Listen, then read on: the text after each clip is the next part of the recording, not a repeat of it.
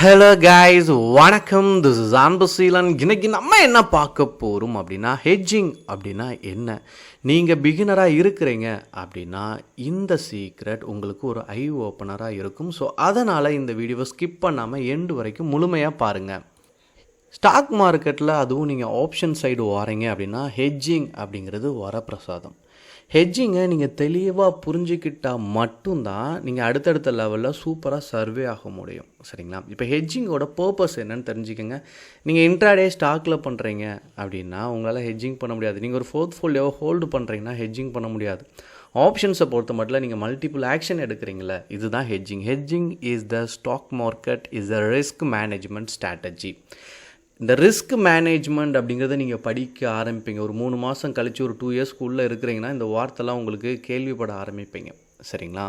Offset potential losses in and investment. நம்ம என்ன பண்ண போகிறோம், பெரிய லாஸ்லேருந்து தப்பிக்கணும் அப்படின்னு நினச்சிட்டிங்க. நான் ஒரு ட்ரேட் எடுக்கிறேன், அது மிஸ் ஆகும். சரிங்களா? அப்படி மிஸ் ஆகும்போது இல்லை எனக்கு லாஸ் வரக்கூடாது அப்படின்னா என்ன பண்ணணும் அப்படிங்கிறத வரக்கூடிய இடத்துல நான் சொல்கிறேன். சரிங்களா? ஆக்டிங் லைக் ஏ இன்சூரன்ஸ். சரிங்களா? இது ஒரு பாலிசி மேக்கிங் மாதிரி. நீங்கள் ஃபெயில் ஆக போகிறீங்க, ஏதோ ஒரு மார்க்கெட் கிராஷ் ஆகுது, முந்தானத்து நீங்கள் பார்த்தீங்க அப்படின்னா பட்ஜெட் தாக்கல், ஸோ அதில் கிராஷ் ஆச்சு. அந்த மாதிரியான இடத்துல ஹெட்ஜிங் உங்களுக்கு பயங்கரமாக சப்போர்ட் பண்ணும். சரிங்களா? இதில் முக்கியமாக 2 பாயிண்ட் தான். சரிங்களா? ரிஸ்க் மேனேஜ்மெண்ட், லாஸ்லேருந்து உங்களை ரெக்கவர் பண்ணுறதுக்கு இது ரொம்ப முக்கியமான ஸ்ட்ராட்டஜி. இதை எப்படி அப்ளை பண்ணணும் அப்படிங்கிறத சொல்கிறேன்.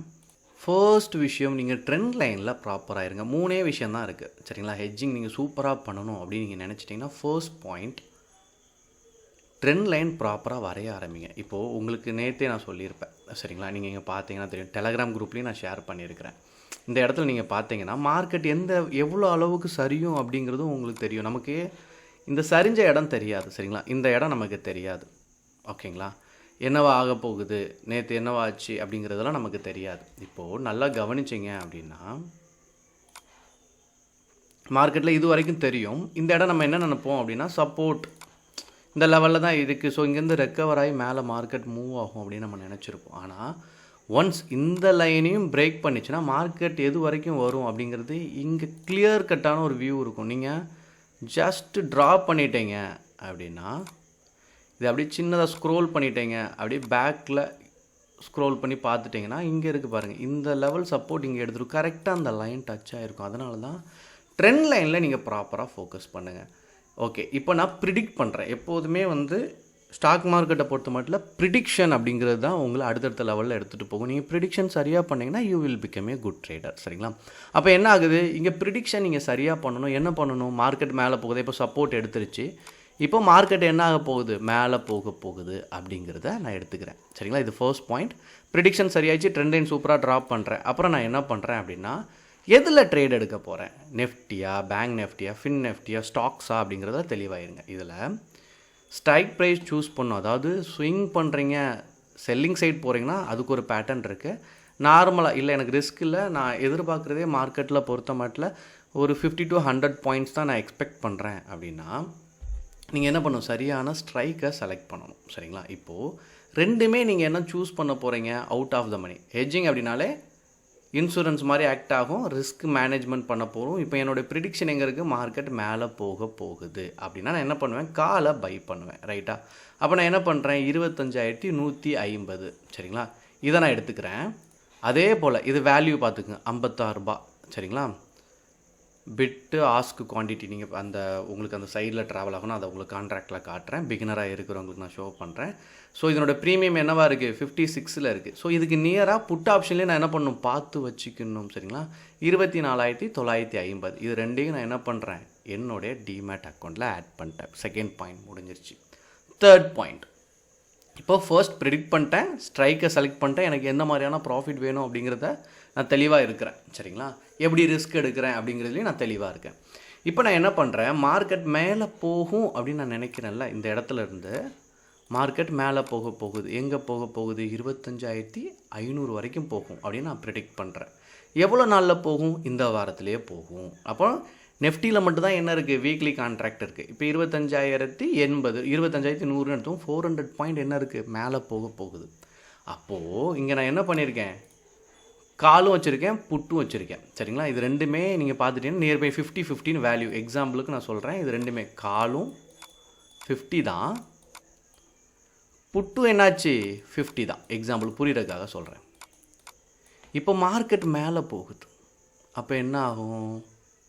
400 பாயிண்ட் மேலே போகுது அப்படின்னா கால் இதிலேருந்து 400 பாயிண்ட் மேலே போகும். அப்போ இது என்ன ஆகும்? 450 ட்ராவல் ஆகும். சரிங்களா?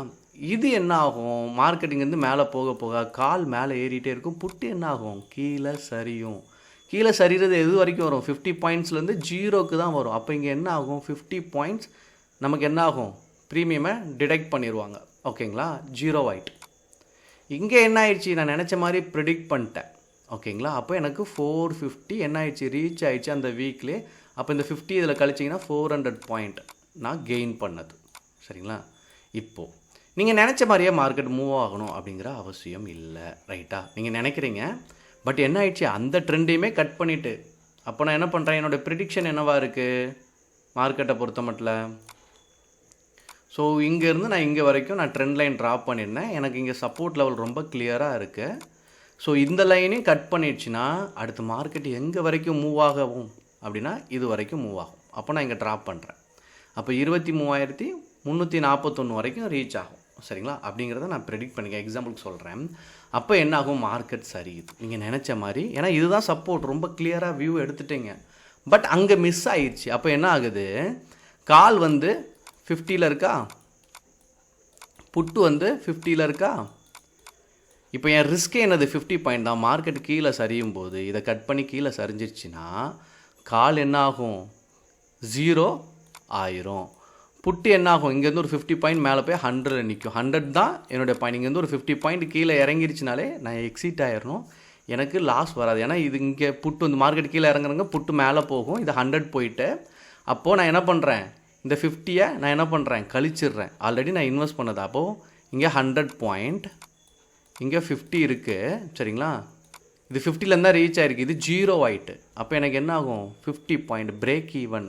சரிங்களா? எனக்கு லாபமும் இல்லை நஷ்டமும் இல்லை அப்படிங்கிற பிரேக் ஈவன் பாயிண்ட்டுக்கு வந்துடும். இந்த பாயிண்ட் புரியலைன்னா திரும்ப நல்லா லிசன் பண்ணுங்கள். என்ன ஆகும் அப்படின்னா 50லேருந்து புட்டு வந்து மேலே போய் 100ல் ரீச் ஆகும்போது இங்கே 0 ஆயிரும். சரிங்களா? கால் வந்து 0 ஆயிரும். இந்த லெவலே நம்ம என்ன பண்ணிடணும்? க்ளோஸ் பண்ணிவிட்டு மிஞ்சி போனால் 5 to 10 பாயிண்ட்ஸ் நமக்கு என்ன வரலாம்?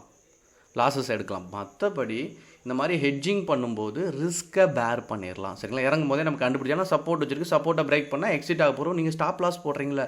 இங்கே ஸ்டாப் லாஸ் உங்களுக்கு ஆக்ட் பண்ண வேண்டாம். என்னென்னா நீங்கள் முழு நேரம் ஸ்டாக் மார்க்கெட்டில் இருக்கணும். அதுதான் ரொம்ப முக்கியமான விஷயம். என்ன டவுட் இருந்தாலும் கமெண்ட் பண்ண மறந்துடாதீங்க. Okay guys, thank you so much for வாட்சிங் this video. Tata, bye bye, see you.